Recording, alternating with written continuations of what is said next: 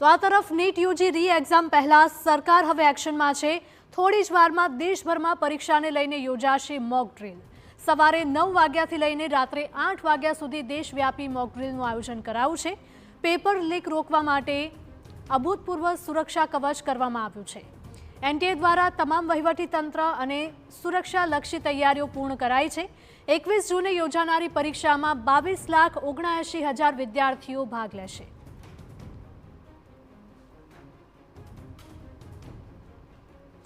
NEET यूजीની રી એક્ઝામને લઈને સરકાર અને નેશનલ ટેસ્ટિંગ એજન્સી એટલે કે એનટીએ પૂરી રીતે એક્શન મોડમાં છે।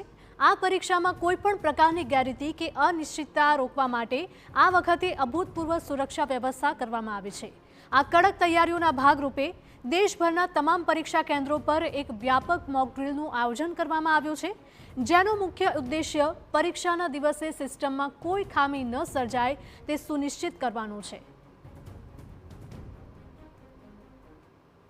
તો નીટ યુજીની પરીક્ષા ભારતના 551 શહેરોમાં એક સાથે યોજવામાં આવશે, જેના માટે દેશભરમાં 5,500થી પણ વધારે અત્યાધુનિક પરીક્ષા કેન્દ્રો તૈયાર કરાયા છે અને આ તમામ સેન્ટર્સને હાઈ સિક્યુરિટી ઝોન તરીકે જાહેર કરાયા છે।